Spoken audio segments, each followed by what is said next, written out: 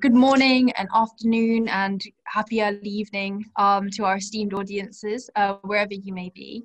We're delighted to welcome you today to today's StrategEast panel discussion on the digital innovation agenda for transition economies.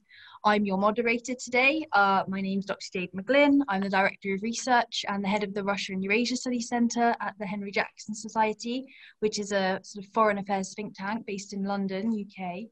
And as such, I'm very excited about today's event and discussing the digital transformation of society and in particular sort of how to spread values of democracy in transition countries and various other rich questions that our panelists are going to discuss today. And as I say, to answer these questions, we've gathered a panel of experts who I would now like to introduce.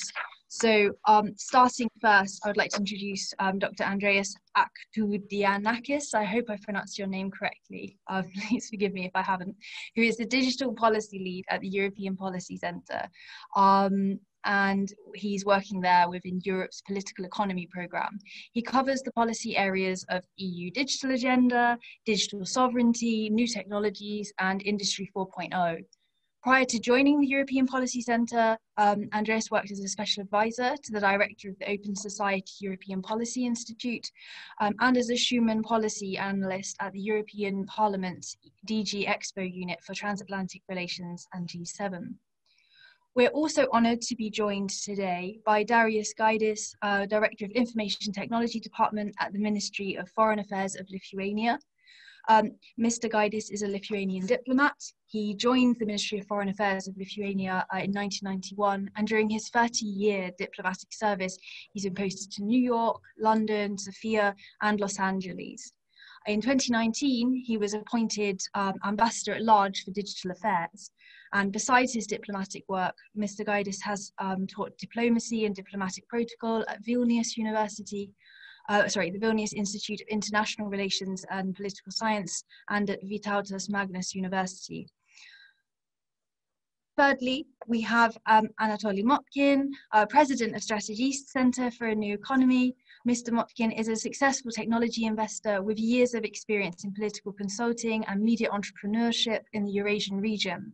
He began his career as a political consultant both in Israel and Eurasia, and later moved from politics to media, helping to start one of the leading Russian language media companies in Israel. Mr. Motkin has served as an advisor and investor to both the public and private sectors by successfully backing a number of Israeli IT projects developed in the High Technologies Park in Belarus. As his career has shifted over time, Mr. Motkin has consistently shown his dedication to improving business practices and government transparency in Eurasia, and his extensive background has led him to deepen his focus on reinforcing the values of rule of law and private property protection in the former Soviet region through the creation of StrategEast. And then last, but very much not least, we have Nino Shekriladze, the head of the UN division at the Ministry of Foreign Affairs of Georgia and chair of the working group on democracy and technology of the Community of Democracies. Nino joined the Foreign Service of Georgia in 2005. Her previous assignment was in New York until 2017, whereas the counselor of the permanent mission of Georgia, she covered topics of sustainable development and oversaw the delegation's work at the Second Committee, Economic and Financial of the General Assembly, as well as the Economic and Social Council of the United Nations. In this capacity, she represented Georgia at the UN negotiations in the field of sustainable development, including intergovernmental negotiations on the post-2015 development agenda that resulted in the adoption of the 2030 Agenda for Sustainable Development. And so with this illustrious panel, and without much further ado, I would like to first ask Dr. Aktoudianakis to take 5 to 7 minutes, please, to deliver your remarks on this fascinating topic. Thank you a lot, Jade, and thanks for this introduction. It's great to be with you here today with such distinguished speakers, and well, it's an opportunity to be with you and speak on this topic, as it's something that features very high in our work. And these discussions can only have meaning when you have them with others, especially from transition countries and other countries that are in the neighboring parts of the EU that now need to have more clarity about what are the EU's digital plans, and how will they condition the development of tech in other economies around the EU. So starting first things first, as we say, emerging tech and democracy are seen as two often different things that are maybe separate, or at least that's how for a long time we have been considering them through science fiction movies. Everybody knows the example of AI, where you have some sort of artificial intelligence, like in Space Odyssey 2001, that eventually takes over and tyrannizes people with human intelligence, not artificial. Well, this is something that the EU has been focusing for a long time, defining what are the fundamental values as they are projected by the Charter of Fundamental Rights, and then instilling these values into the actual regulations. Most recently, we had the AI regulation proposal tabled by the European Commission, and once more, this is the priority in defining standards for technology, and that priority is putting ethics first. So this is obviously a priority for the EU, and the citizens have made sure to express that in various European barometer surveys. For example, we know that 80% of EU citizens agree that transparency about the use of AI on digital services is key. We also know, though, that 51% of EU citizens think that public policy intervention is necessary to guarantee the ethics of AI applications. So at once, people want transparency. On the other hand, they want the regulators to act. And so with that thing in mind, the question now is where should we emphasize our actions? Because we have been speaking about values for some time now, and if you look at the global debate, nobody is talking about a mean or evil AI. Nobody says that we want to create AI that is going to oppress people and make their lives difficult. So basically, my point here is that now, after a long discussion and in global forums like the G7, the G20 at the OECD, there seems to be convergence about what should be the principles of technology, the fundamental principles. So I think that, this discussion now on values has become almost saturated. If you look, for example, into the Chinese government's, the National Committee of AI Experts, the principles of AI that they have put down, they read as if you're reading from the EU's white paper on AI.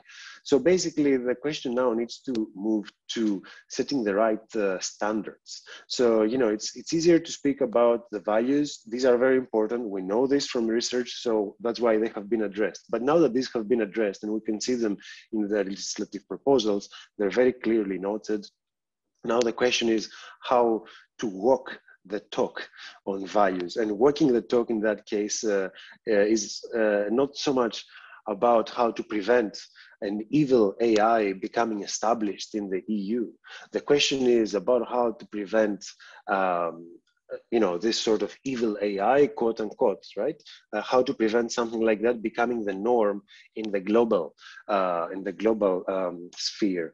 And this is where the EU's efforts should now be directed, specifically with a view to the standard setting bodies at the international multilateral organizations like the UN or the International Electrotechnical Association. These are now the places where the game should be played. And what I mean by that is we need to ensure that industry standards are made by the EU and its key allies, such as the US, also considering the preferences and what fits better the economies of neighboring countries that have different capacities in developing these technologies and influeing standards as the EU could, or the US, because these are huge economies. They have incredible weight in the global economy. So if we are talking about how to ensure that transition countries also have equal chances to benefit from this leadership of the EU, but also the US, I think that will be very important. Then the question is how to prevent further the Chinese standard setting that has been very effective in parts of the EU, such as the Balkans and Serbia, for example, but also in the global South. Chinese influence in these areas is very strong, and of course, this is something that we know. China has been boosting its external policies for some time now. Now the question is, will our politicians wake up to the task and start addressing the question of standards? Because this is what will also help this digital conditionality. We were talking about European conditionality a few years ago in the 2010s or the 2000s, but now this conditionality is about digital conditionality, and it's about how to, as the topic of this conversation is, how to help transition countries transition to this digital era in a way that helps their economies, but also addresses the concerns of their citizens for transparency and justice and media freedom.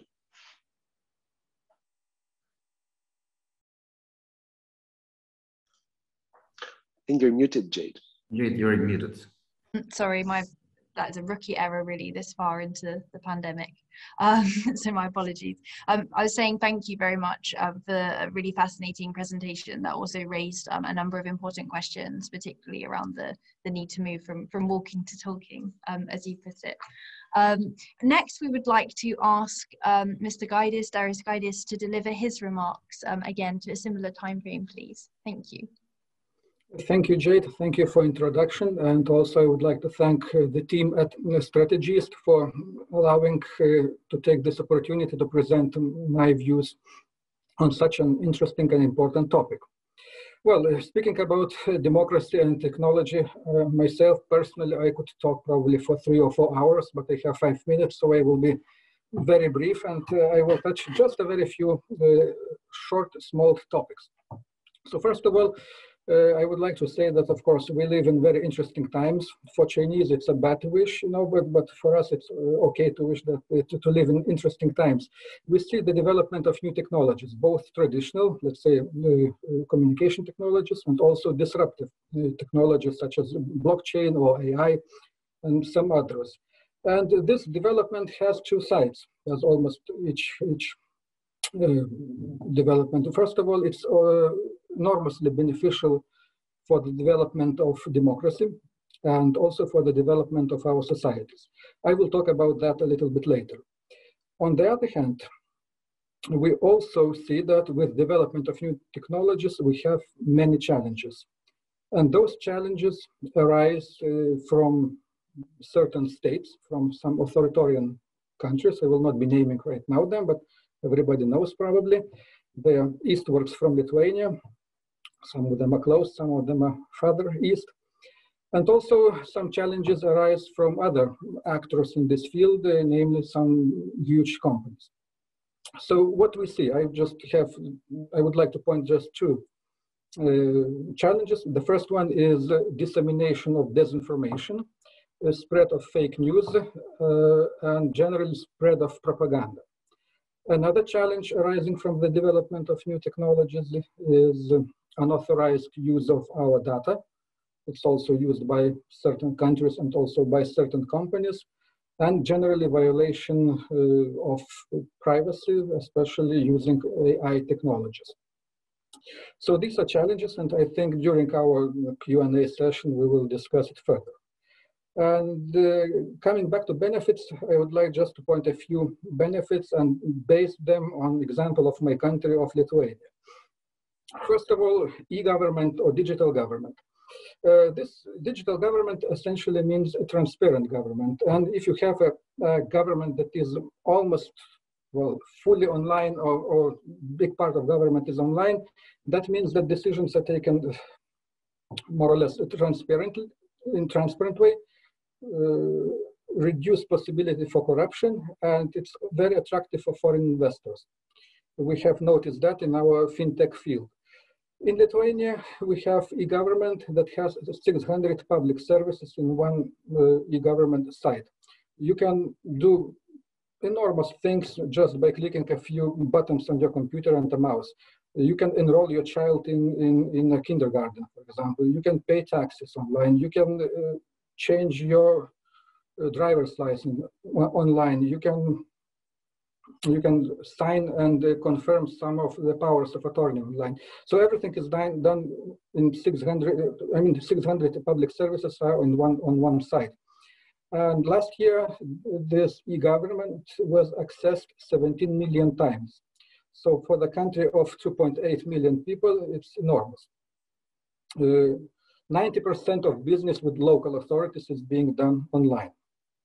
81% of Lithuanian citizens use digital services. EU average is 64.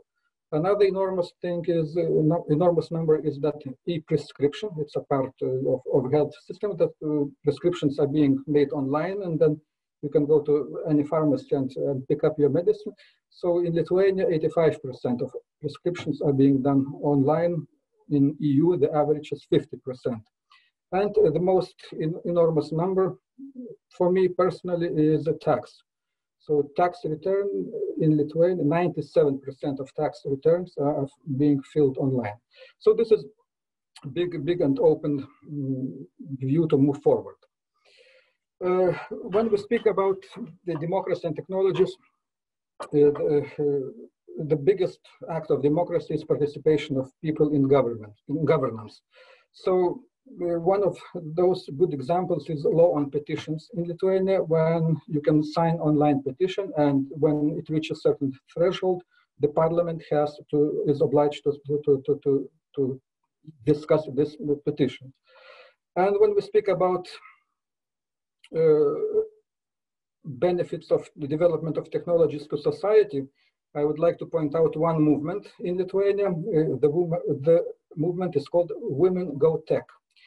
Of course, it's not a secret that tech industry is dominated by men. So there is a non-government organization in Lithuania, Women Go Tech, that is trying to attract more women into the tech industry so that they can find new jobs. They can work part-time while caring the newborn babies. And also the average pay in tech industry is much higher than in some other industries or in public sector. So those developments in new technologies bring enormous benefits for our societies and for democracy. Again, as I mentioned, there are some challenges together with that, but I'm very happy to stop here and to discuss further after all interventions. Thank you. Thank you very much, Mr. Gaidys, for a very interesting presentation and some very interesting statistics, particularly around the 97% of tax being done online. Didn't expect quite such a high number. Anatoly, Mr. Motkin, please could you tell us now a little bit more about your own analysis of the digital tech agenda for transition economies? Thank you, Jade. And I will try to be brief. First, getting to what Andreas has told, I agree that the importance of the Western standards in the industry is very high. But I think that the other role that could be of importance in developing the digital economy and the IT industry in transition countries is also engaging the locals in developing those tools, because they should have and feel co-ownership. Otherwise, it still would be some other feeling of censorship, but just which comes not from communists or their own authoritarian regimes, but comes from the West without being explained. So that's why also I will extend it further afterwards, but I think it's very important. But I absolutely share what Darius said, that IT industry and digital economy is unique opportunity for inclusivity. both for women and also for ethnic minorities in those countries. Moreover, I think that sometimes IT could be a peace facilitator in some fragile regions when people from different countries, which are rivals, would work on the same product productively when they're engaged in by some Western companies. So I think that it's true that it's about standards, but it's also about values. And I think that it's also unique industry which allows to co-work or to work jointly between people from transition countries and people from the Western countries, and by sharing not only skills but also values. And I think that everything after all is about values which evolve to become standards. Thank you. Thank you very much, Mr. Motkin. Very insightful. And now, you know, please could I invite you to tell us a little more about Georgia and sort of Georgia's experience of using technology and your own experience of using technology to advance democratic processes. Thank you. Good afternoon. Thank you very much for the opportunity to speak from the perspective of Georgia. I have to agree with all my fellow panelists that in modern era of information society, technologies have enormous impact on our everyday life, and this impact is constantly and rapidly increasing. It's impossible to imagine any field where technologies are not playing a decisive role nowadays. The COVID-19 pandemic has even further accelerated the need and level of new technologies penetration in our daily lives. Like the other fields, new technologies immensely influence democratic processes as well. They provide opportunities to advance the democratic agenda, but at the same time bear threats and risks to democratic processes, as well as mentioned by the panelists. To say a few words about the national context, Georgia has been also trying to make best use of advantages the digital technologies provide. At national level, government has prioritized knowledge-based and innovation-driven economy development and secured support from the World Bank Group for Georgia National Innovation Ecosystem Project. The main objective of the project is to increase innovative activities in micro, small, and medium-sized enterprises, including startups and individuals in Georgia, and their participation in digital economy. Georgia's Innovation and Technology Agency, GITA, has been the main coordinator and mediator of building the innovation ecosystem in the country. At the same time, a number of good initiatives supporting democratic processes have been enacted in the country throughout the years. Just to flag a few examples, electronic platform for petitions where citizens or group of citizens can draw attention of the government to a priority issue by lodging a petition that should collect at least 10,000 signatures, and the government is obliged to consider and officially respond to it within 3 months' time. Another good example is public service delivery, mentioned by my Lithuanian colleague. We have quite excelled in the field as well through the public service halls, which are kind of Georgian landmarks that operate all over the country. Customers had access to more than 400 public services in one-stop shop principle. Using blockchain technologies in land registration processes, there is a portal also that enables citizens to electronically request public information, public service, send a letter to public institutions, and receive response electronically without leaving home.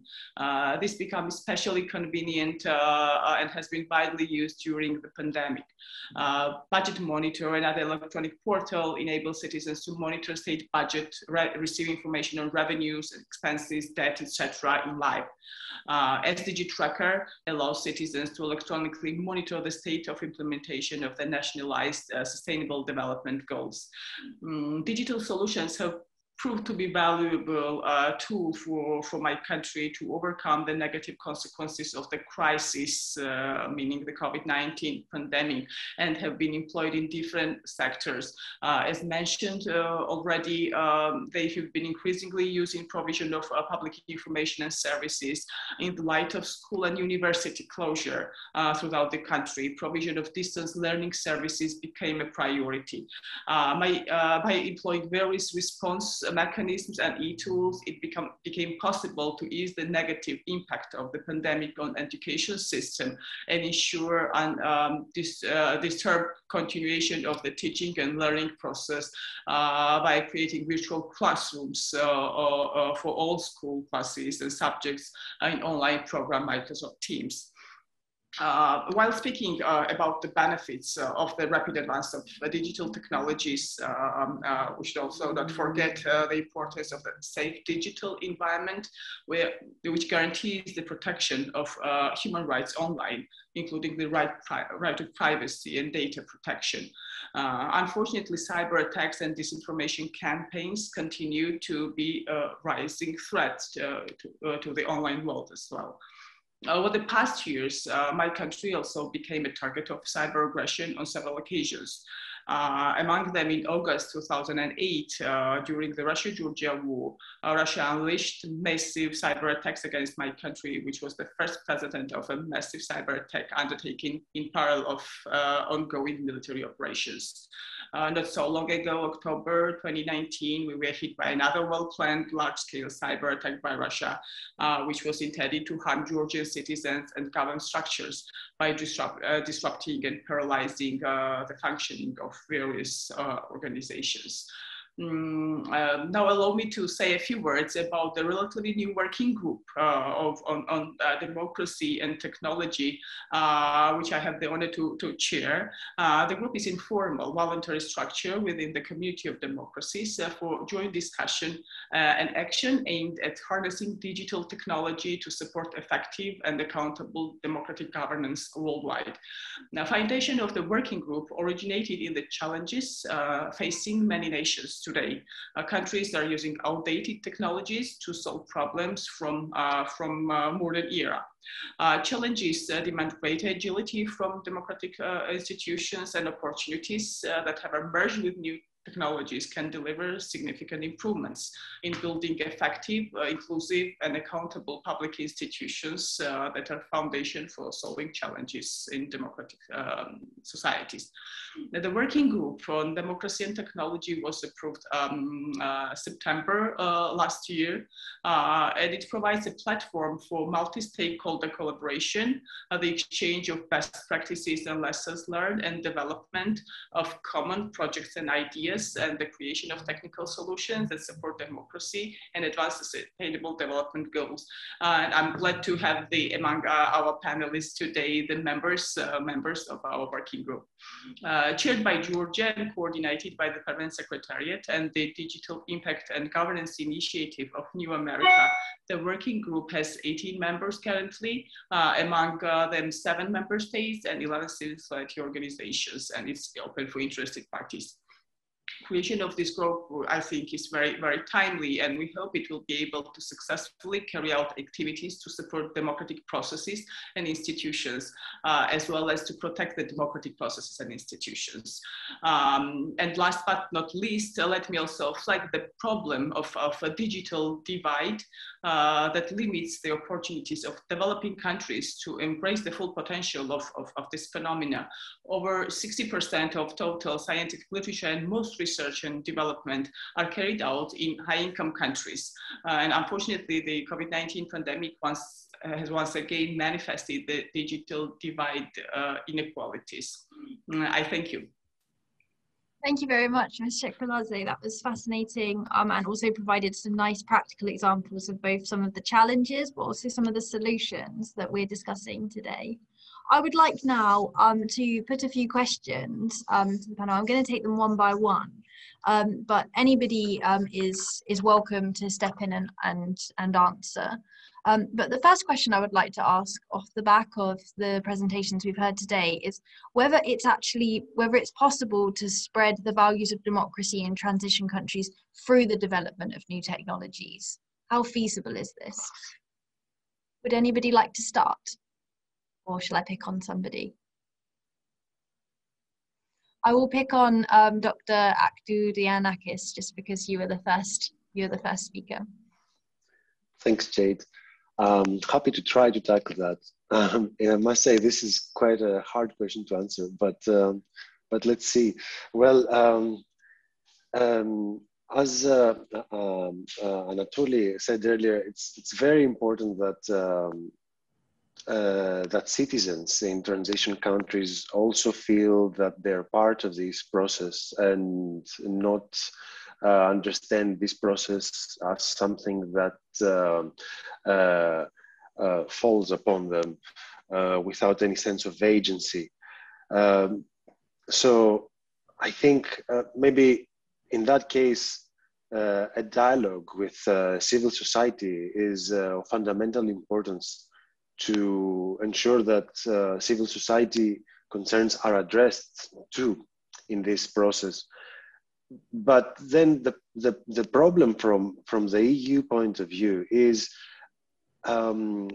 which civil society organization do you involve in this process, and how can you make sure that the opinions and the consultations you receive are actually the consultations of the people? And I will refer here to a problem that we have inside the EU.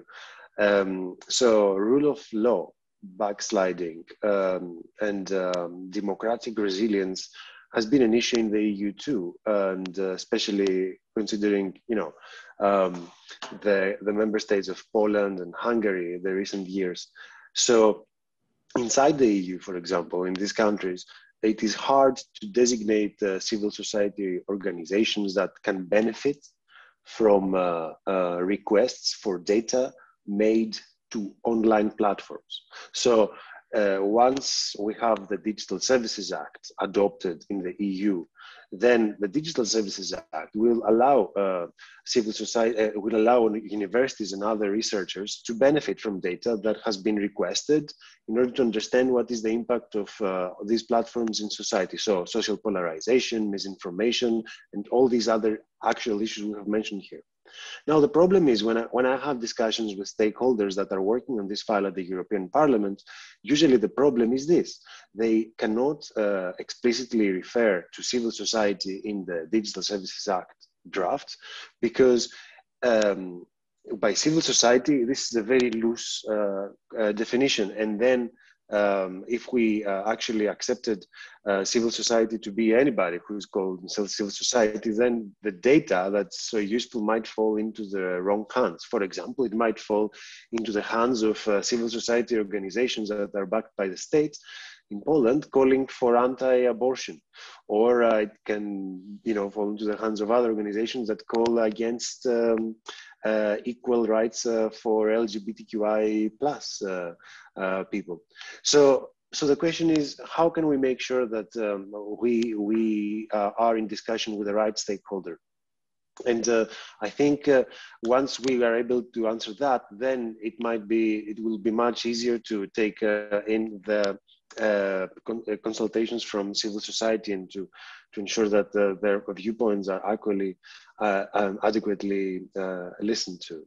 Yeah, but I think maybe other panelists might be better placed to answer this question. I would like to take this question also to the other panelists. Shall I go in order? I'll go in order of the speakers. Mr. Gaidys, is there anything you would like to add to Dr. Aktoudianakis' answer? Yes, thank you. Just a very brief comment. New technologies in bigger or smaller way are regulated. So it depends what kind of values we put into regulation. If we put, let's say, our Western values into regulation, let's say of AI. AI is now, you know, being discussed at the Council of Europe, being discussed at UNESCO, being discussed in some other fora. So if we manage to put our Western values into regulation of AI, then this is very beneficial to the development of our democracies. The same goes with two other things. For example, 5G, technology of 5G. In Lithuania, we have a regulation that our partners in 5G have to be trustful. You know, it's a question not of only hardware, but also about our partners. Who are our partners? What values do they carry? And this is in our laws and regulations. So I mean that the regulation with our Western values is the key component of moving forward and spreading the democracy through technology. Thank you. Thank you for that addition. Thank you very much. Mr. Motkin, can I come to you now, please? Your answer. Yeah, thank you. So again, as I've told previously, the nature of dictatorships is to impose their technologies top down. It means they have some technology and they impose them in different countries by technology or by equipment, by some untrusted vendors. They try to deploy for 5G networks. And I think that the key word for, again, for Western values is also inclusivity. It means that those technologies, they should not only be with their embedded right values in them, but also they should engage inhabitants on those countries where those technologies are provided to be part of the development. And I think it will allow to those countries to use something that they feel co-ownership, but also they trust the final results that they were promised to get. So again, I think that the key is inclusivity, and the key is still to bring technology and the values together as an embedded values in those technologies. So not only for surveillance after you are citizens, but also what for it. When you are part of this development, it adds a lot of trust. I see. Thank you very much. And finally, Ms. Shekriladze, is there anything you would like to add, or perhaps did you disagree with any of the speakers on this point? Just to shortly respond to the question, it would be yes, that's it is possible. And I've spoken, just to add what was already mentioned, I've spoken about specific solutions that have been applied in the country. So through cooperation, sharing the experiences, supporting these kind of practical solutions that support the democratic processes in larger picture, it is possible, it's working. Of course, it's important to have the will of the country to cooperate as well. But the response will be yes, and the cooperation is key there. Thank you very much. I feel like we've offered quite a thorough answer, comprehensive answer to that question, and so I'd like to move on to the second question, which is also another quite large and quite complex question, I'm afraid. But it asks what steps the West should take immediately to protect transition countries from the information interventions of dictatorship neighbors, or perhaps just dictatorships who are active in that region. And I think once again, I'm going to follow the same sort of, it's sort of anti-clockwise role, or going from first to last speaker. So Andreas, if I could start with you, please. Yeah, sure. So yes, I mean, it's also interesting to look what steps, you know, we say the West, but the West is now, you know, it's a concept that's not as solidified as it used to be before 1989. And by that, I mean, if you look at what's happening in the EU and what's happening in the US, you can definitely see that the EU is making a few steps forward in protecting its own people from disinformation campaigns, etc. So, for example, you know, in the US in January 6th, there was the Capitol Hill events where incendiary comments made by President Trump allowed all these people to become insurgent and try to take over the Capitol. So, I mean, this was an image that you wouldn't expect to see in a democracy of the caliber of the United States. And yet this is not something you see very often in other democracies. So basically everybody here is in trouble. Everybody can be a target. And I think the EU is making a few steps in addressing those. And lately, and by lately, I mean over the past couple of years, we have seen initiatives such as the Digital Services Act, and now not recently, around the same time, we have the European Democracy Action Plan. Now, when the Digital Services Act, on one hand, it puts obligations to platforms to be more transparent and to make more transparent processes when it comes to political advertising. This is a major area of this misinformation. It also asks platforms to abide by rules when you ask them to share data for independent researchers to understand how their algorithm curates results. So, you know, why does everybody need to see a tweet by President Trump? Why, you know, how does this algorithm decides that this is actually the most important thing that we would like to know at the top of our feed? So these are ways that the EU is trying to regulate these things within its borders. And the European Democracy Action Plan is something that is basically, you know, it's about how to take the approach of the Digital Services Act, which is pretty practical, and put it into action in the media sector. So how can you ensure that you have transparency in the media, and that the various media organizations are not receiving money from, you know, authoritarian regimes that try to influence your people in your own country. So I think these are two interesting examples about what the EU is trying to do now in order to regulate these things at home. Because obviously the past 5 years, since 2016, we've seen a range of issues, political issues that might have been to a certain extent caused because of what's happening online. And we saw that in the Brexit referendum, there was, you know, inferences that there was misinformation campaigns underway. We saw that also later with President Trump's election. So we have examples like that spanning through at least 6-7 years now. And I think it would be very interesting to see also transition countries trying to follow with similar policy initiatives, because, you know, this will be in the end of the day prerequisites for you know, democracies to remain open.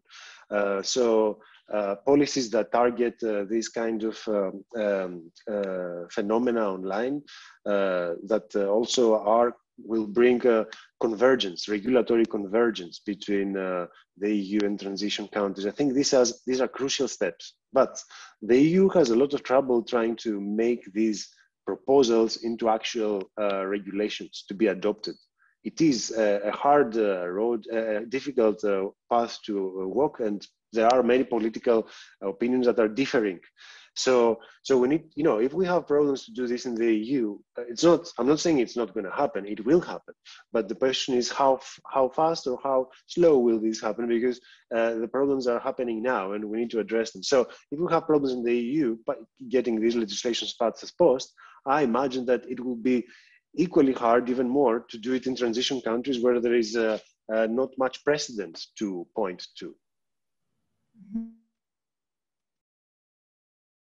I see. Yeah, I think there's some important concerns there. Mr. Gaidys, would you like to add anything to be fair to what was an incredibly comprehensive answer there from Yes, well, Dr. Aktoudianakis? If we speak about information interventions, I would like to go back 3 years to 2018, when it was posted to Los Angeles, and our group of EU consul generals met with the Estonian president, Madam Kersti Kaljulaid. And she was asked, why do you tolerate this stream of misinformation and abuse from Russian TV channels? Why don't you just switch off some of them or all of them? And Madam President replied that she believes, she trusts the citizens of Estonia, and she believes that both Estonian-speaking citizens and Russian-speaking citizens are clever enough to make a distinction between truth and lies. So this means that education is a key component, education of people, and trying to bring them to the point that they can see what is truth and what is lie. On the other hand, we also have to fight this constant stream of fake news. And in Lithuania, we use a platform called debunk.eu. It's created by Lithuanian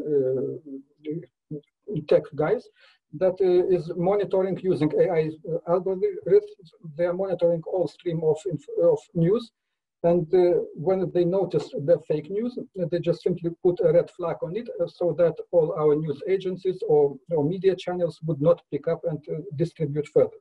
So both education and protection from fake news is two parts of the same process. Thank you. Thank you. Thank you very much. Mr. Motkin, would you care to add anything to this question on the West's steps to take? Yeah, thank you for this. And look, most of the social networks, the search agents and the video services used in this region are actually were developed in the West. On the other hand, in most of the authoritarian countries, among those were transition countries, those companies always have to choose between business interests, the values, and sometimes they're too cautious and they discriminate some issues that should be discussed in social networks, but they're blocked. They're blocked. We have some examples that some opposition communities in Facebook were blocked because it was demanded by Russia Today, for example. So I think that it's important that Western institutions which are engaged in democratic development in transition countries will be more engaged in assisting those companies, or maybe working with them, sending them the right signals, but explaining them that some issues still should not be blocked because just in case, as it happens many times, and it really frustrates.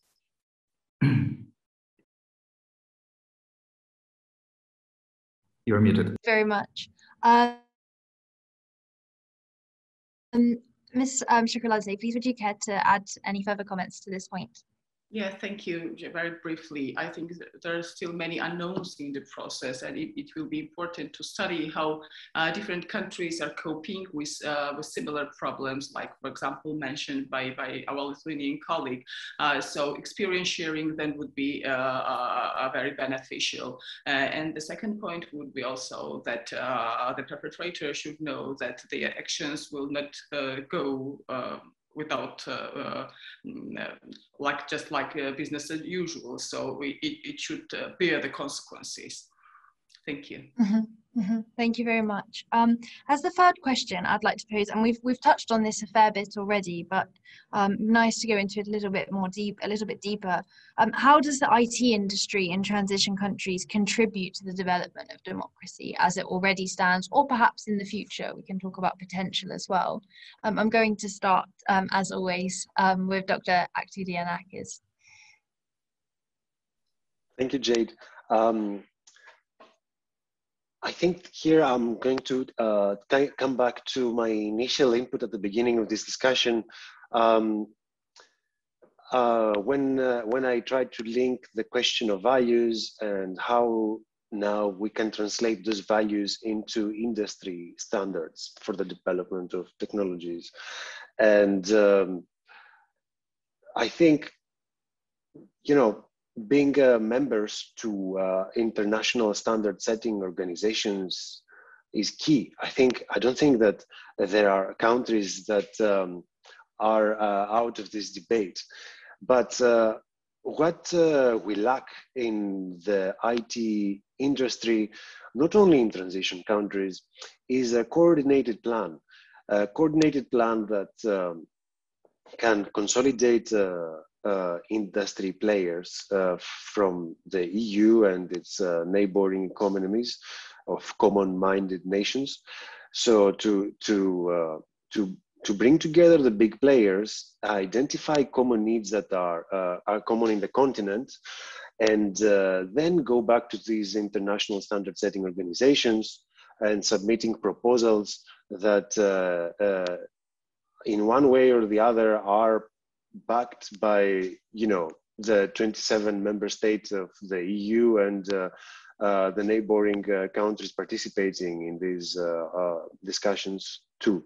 So I think this is what would be my answer to how to do it, like how it would look at the end. This is what it should look at the end, going to these forums with a coordinated plan in mind. But the question is, how will we design a coordinated plan that is comprehensive and it equally reflects on the different capacities and the different needs.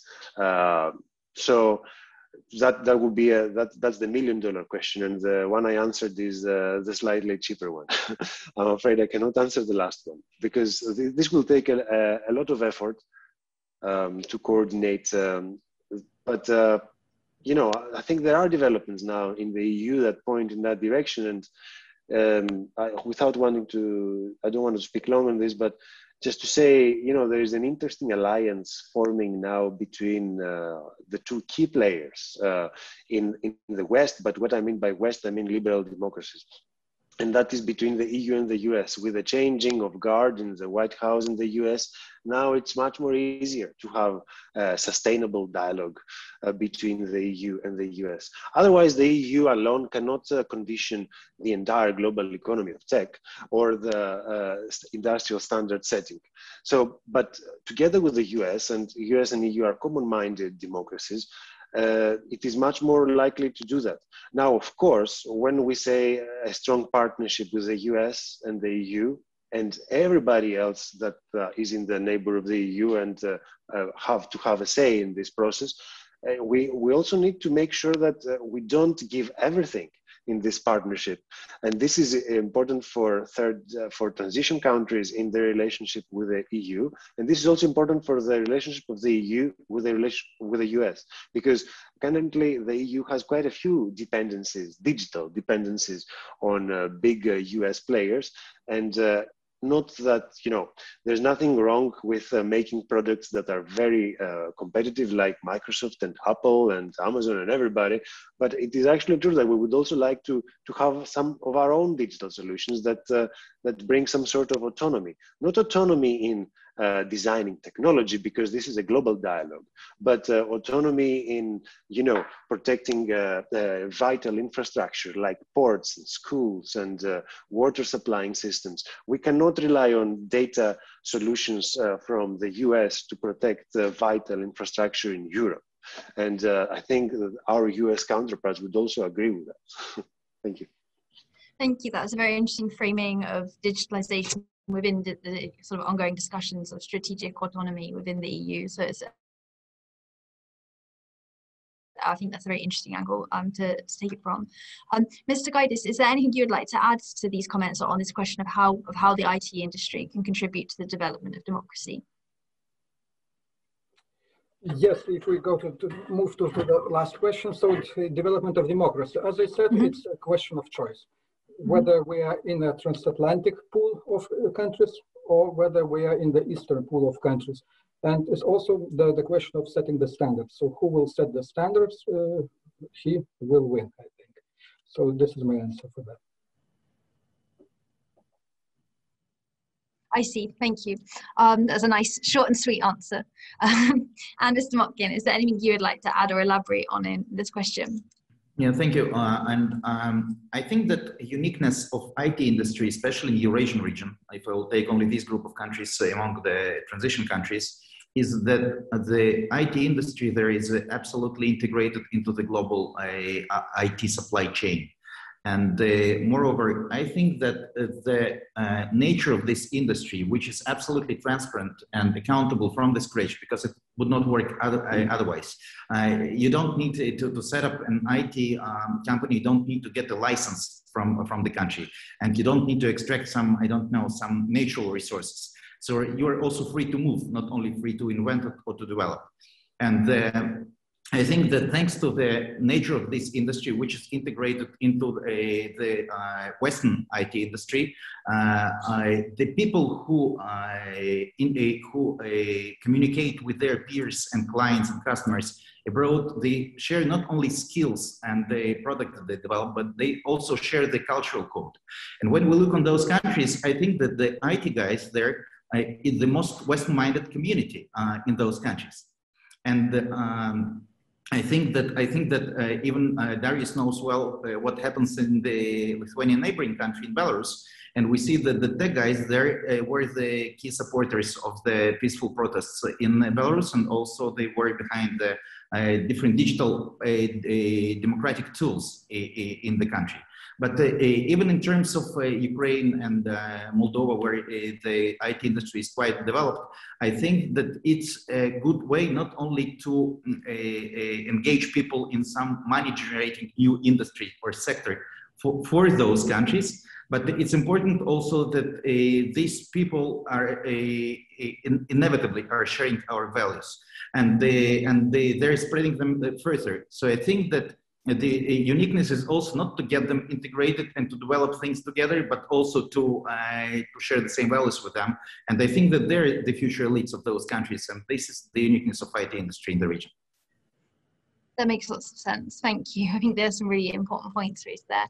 And then, Ms. Shekriladze, would you like to offer some of the final comments on this question? Pretty much agree what was already said, and I fully share what Mr. Gaidys said and Anatoly about the values. Values are key there, and often also the innovative solutions that comes from the IT industry, they might be very important in the health process. Thank you. Thank you very much. Again, nice, short and sweet. So on that point, I would like to turn around and to say thank you to everybody for what has been a really fascinating discussion. I've definitely learned an awful lot about digitalization and also some of the different so it's the different ways of framing the questions of digitalization, as well as the need to think about solutions, not just in a conceptual way, perhaps to evolve our discussions of these matters from a discussion of values to actually how do we put these values into practice. And I think it seems that everybody's very agreed on the need to translate the values into standards. But of course, the processes by which that happen are still somewhat to be explored and understood. And I think one of the things that in particular I enjoyed from your presentation, Ms. Shekriladze, was that understanding actually of,